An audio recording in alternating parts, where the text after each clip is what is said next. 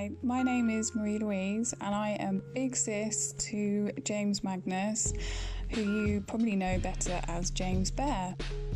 So this story starts with James quitting his job. He went to Morocco and found this gold bottle. He then went back to the UK for a friend's wedding and flew to Norway to carry on with the documentary. Me, my mum and son joined JM in Sarpsborg in Norway. This is where our grandparents used to live. We laid at our granddad's ashes to rest next to our grandmother's. We drove up to Rjukan where we've got family roots. Our great granddad, who we knew as Fafa, lived in Rjukan. He was also an extra in the film Heroes of Telemark, which was all about the resistance in that area during the Second World War. He also was an Olympic ski jumper and won many trophies. James brought the gold bottle from Morocco to Rjukan, area famous for its blacksmith and silversmithing. Together, James and I carried the bottle up Bjørn, which translates to Bear Mountain. We took epic light painting photos in the dawn light. And so the bottle and James Bear came full circle.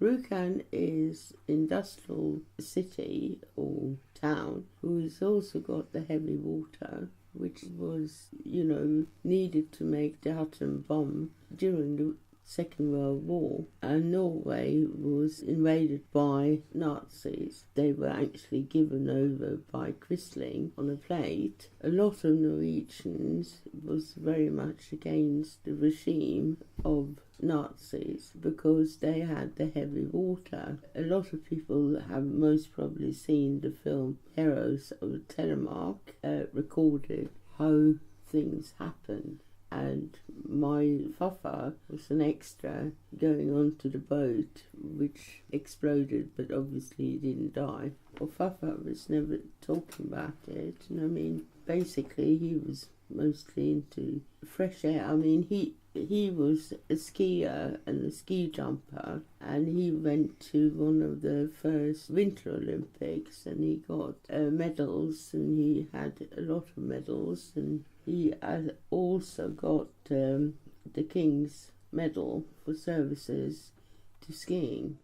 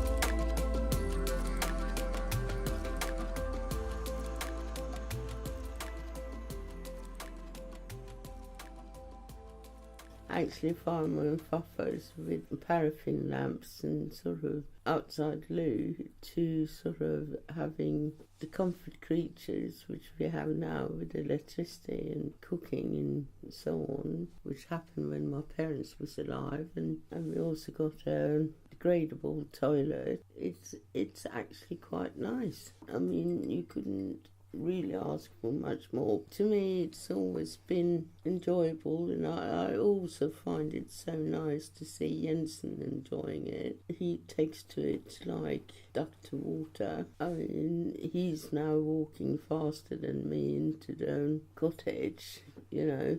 Hang on, Mummy. Mum, come on. Yeah, and it's actually really nice to see that. Once upon a time, in fact, it was on a Tuesday, a bear stood at the edge of a great forest and gazed up at the sky. The bear that wasn't a bear. The bear that wasn't a bear. The bear that wasn't. The bear that wasn't. The bear that wasn't. Bear that wasn't. Bear that wasn't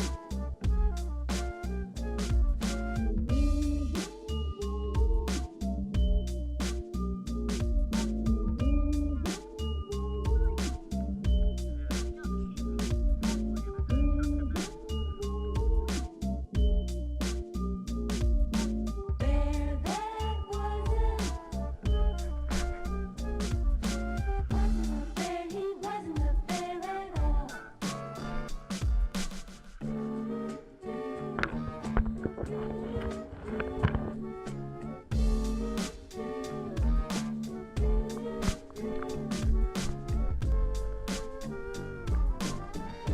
Haven't you heard about the bear that wasn't?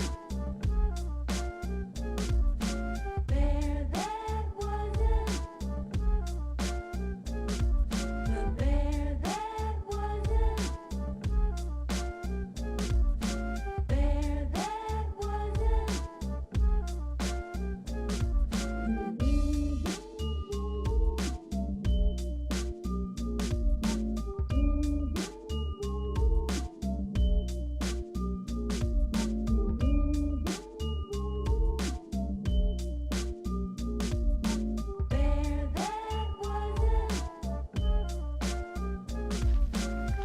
a bear. He wasn't a bear at all.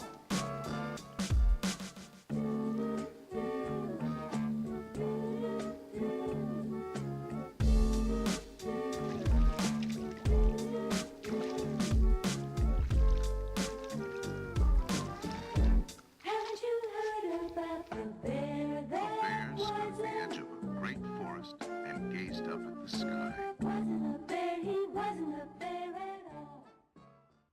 And then my dad decided that was a bit getting small, so he plotted to have the cottage made bigger. So, you know, into a more rectangle base with 2 more bedrooms, you know, on the side, and a loft extension as well. One Easter, we went in, we got all the materials. In the summer, we came back. We were building, then we were doing the extension round the thing, and you were roped to on a sort of hook line, and you were running up and down the building side. No, not building, but all the materials, which is a good memory.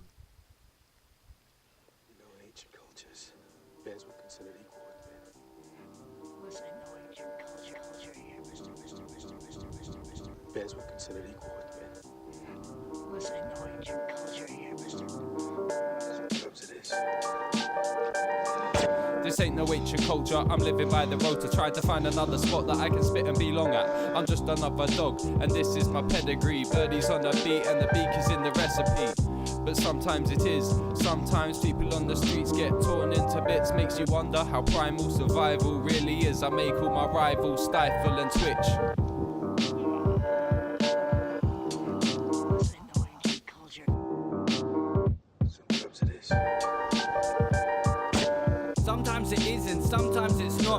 with the gut rot, for we're building the clan. Never let go of the clan. Run with the plan, bear man, clutch the Dutch. Ancient culture resurrected forever. Never take the mistake, never judge the bear by cover. You better cover your tracks, not lag behind the bear pack. Trying to find the knack of life is like finding a needle in a haystack.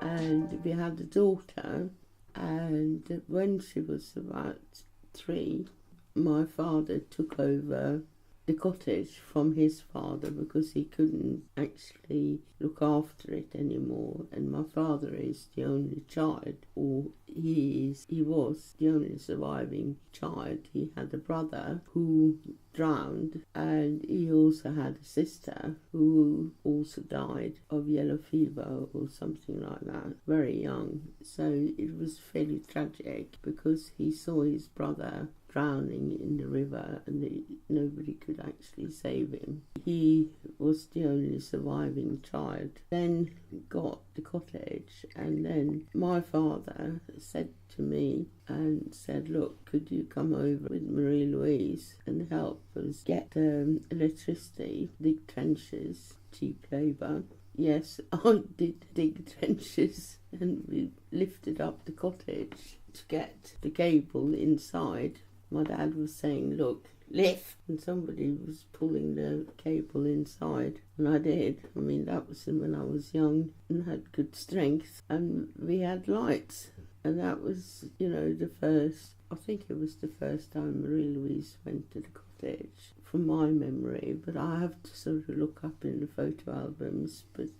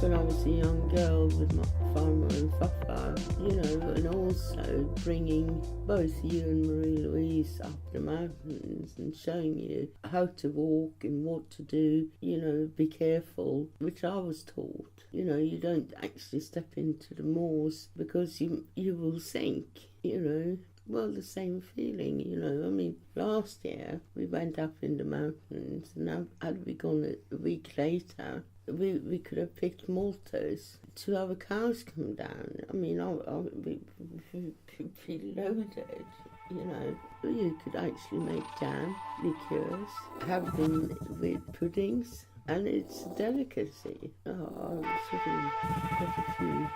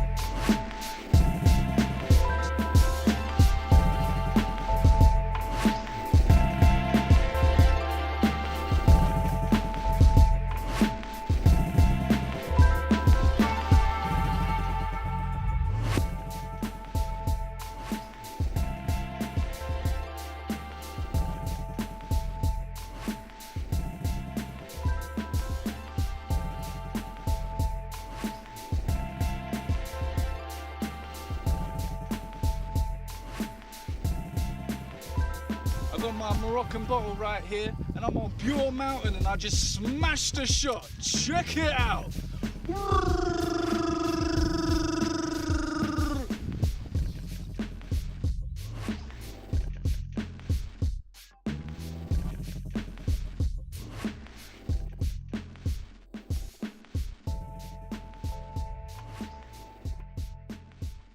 I think it's quite useful doing it, and makes me sit there, freeze to death in Sarpsborg at one point.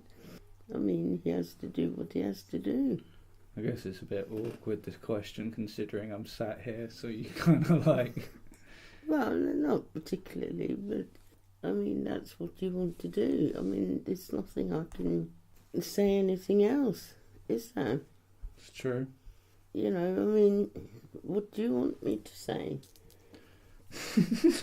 Go and get the job with wedding photography and so on. It's not going to happen.